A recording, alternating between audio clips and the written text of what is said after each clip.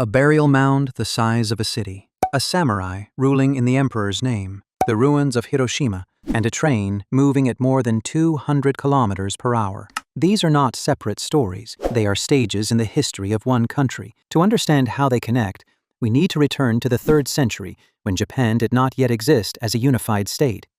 The islands were divided among local communities and competing clans. Chinese chronicles describe a realm ruled by a queen named Himiko, but they do not describe a single Japanese kingdom. The clearest evidence of growing political power comes from enormous keyhole-shaped tombs known as kofun. Building them required land, labor, and control over thousands of people. By the 5th century, the Yamato clan had become the strongest political force in central Japan. It built alliances with other clans and extended its influence across much of Honshu and northern Kyushu. The rulers of Yamato became the ancestors of Japan's imperial line. But early Japan did not develop in isolation. Writing, metalworking, new military technology, and Buddhism reached the islands through China and the Korean peninsula. Buddhism became especially important because it offered Yamato rulers more than a religion. Temples, rituals, and educated monks could also strengthen central authority. In the 7th century, the court began reorganizing the country using Chinese models. The Taika reforms and the Taiho Code placed land, taxes, and provincial government under a more centralized administration. In 710, the court established a permanent capital at Nara. In 794, it moved to Heian, the city later called Kyoto. Heian became the center of an elegant court culture. Aristocratic families competed through marriage, ceremony, and access to the emperor. The Fujiwara clan became particularly powerful by marrying its daughters into the imperial family and governing through child emperors.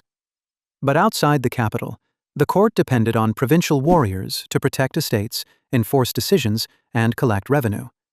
Those warriors developed their own lands, followers, and weapons.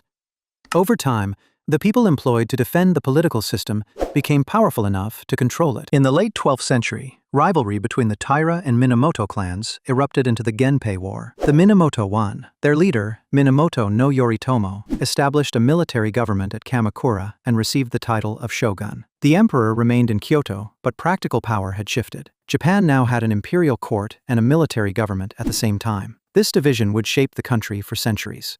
The Kamakura government survived 2 Mongol invasions, in 1274 and 1281. Storms damaged the invasion fleets, but Japanese defenses and prolonged fighting also mattered. The victories created a new problem. Because Japan had conquered no territory, the shogunate had little land to distribute among the warriors who expected rewards. Loyalty became harder to maintain.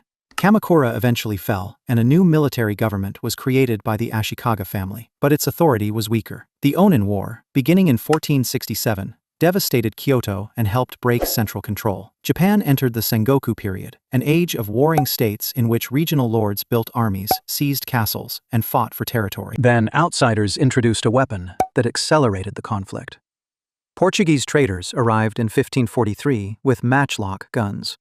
Japanese craftsmen began producing their own versions, and armies soon used firearms on a large scale. Oda Nobunaga used new tactics, disciplined troops, and ruthless force to defeat rival lords and powerful religious institutions. After his assassination in 1582, Toyotomi Hideyoshi continued the process and unified most of Japan. Hideyoshi then invaded Korea twice. The campaigns failed, consumed enormous resources, and ended soon after his death. The final contest came in 1600 at the Battle of Sekigahara. Tokugawa Ieyasu defeated his rivals and became shogun 3 years later. His government was based in Edo, the city now called Tokyo. The Tokugawa solution to civil war was control. Regional lords kept their domains, but the shogunate forced them to spend regular periods in Edo. Their families remained there, and the constant travel and ceremonial expense limited their ability to rebel.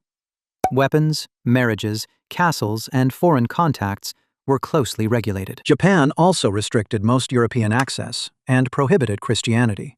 Yet the country was never completely sealed.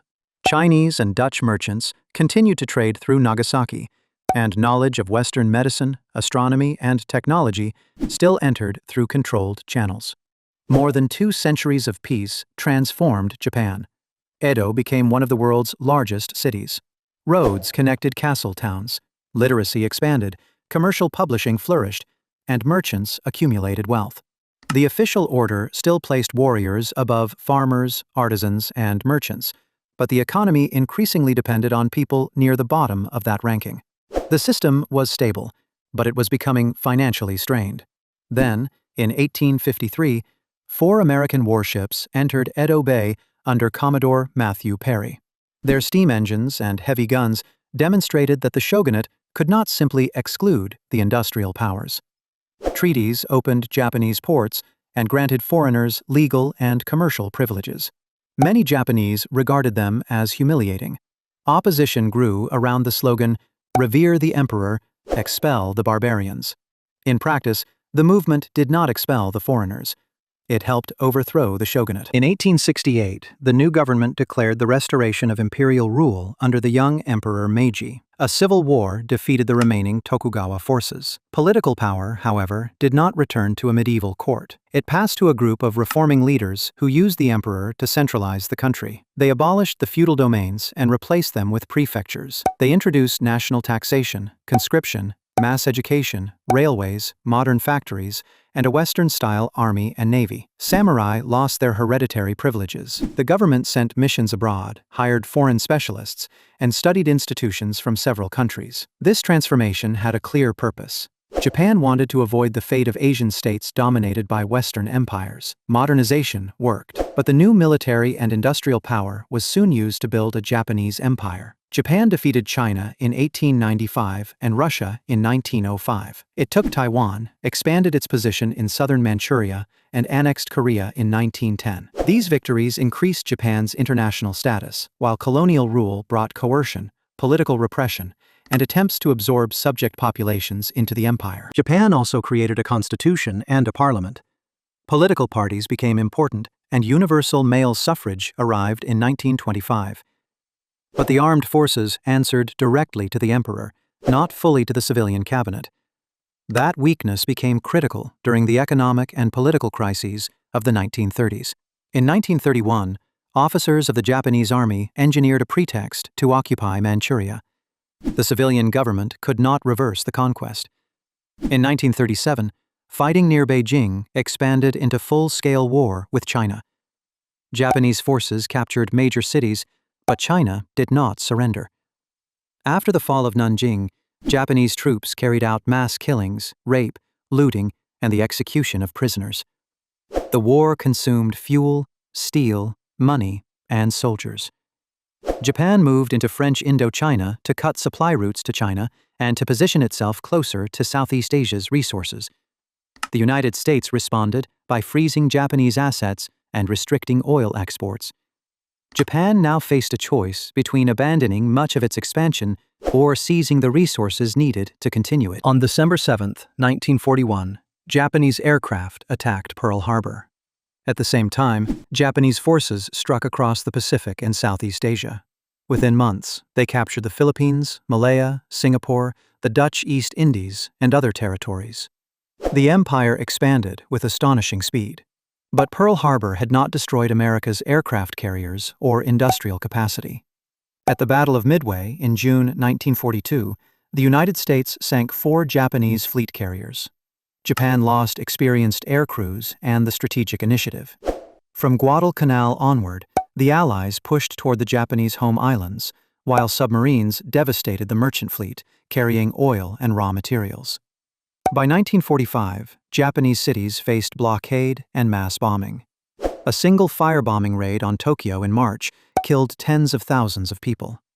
The battles of Iwo Jima and Okinawa showed how costly an invasion of the home islands could become. On August 6th, the United States dropped an atomic bomb on Hiroshima. On August 8th, the Soviet Union declared war on Japan and invaded Japanese-held Manchuria. On August 9th, a second atomic bomb destroyed much of Nagasaki. Emperor Hirohito announced Japan's surrender on August 15th. The formal document was signed on September 2, 1945. Japan's imperial project had ended in military defeat, destroyed cities, lost colonies, and millions of deaths across Asia and the Pacific. The Allied occupation dismantled the armed forces and prosecuted major war criminals. A new constitution took effect in 1947. Sovereignty now belonged to the people. The emperor became a symbol rather than a ruler, and Article 9 renounced war as a sovereign right. Land reform weakened the old landlord class, while women voted in a national election for the first time in 1946. The occupation ended in 1952, but the security alliance with the United States remained. Japan concentrated its resources on industry, rather than maintaining a large offensive military. During the following decades, exports, investment, education, and technological improvement produced extraordinary growth. In 1964, Tokyo hosted the Olympic Games, and the first Shinkansen linked Tokyo and Osaka. The bullet train became a symbol of how far the country had moved from the ruins of 1945. By the late 1960s, Japan had become the world's second-largest capitalist economy. The oil crisis of the 1970s pushed Japanese companies toward more efficient cars and electronics. In the 1980s, land and stock prices rose into a massive financial bubble. When it collapsed in the early 1990s, growth slowed and years of economic stagnation followed. Japan entered the 21st century as a prosperous parliamentary monarchy and a major technological power. It also faced a devastating earthquake, tsunami, and nuclear accident in 2011. Today, its central domestic challenge is demographic. The population is shrinking, and almost 3 in 10 residents are over 65. Across 17 centuries, Japan moved from the clan alliance of Yamato to an imperial court, a samurai state, a modern empire, and a parliamentary democracy. The imperial institution survived, but the meaning of power around it changed again and again. That is what connects the giant tomb, the shogun, Hiroshima, and the bullet train. They mark the moments when Japan did not simply continue its past. It rebuilt the state to survive a new reality.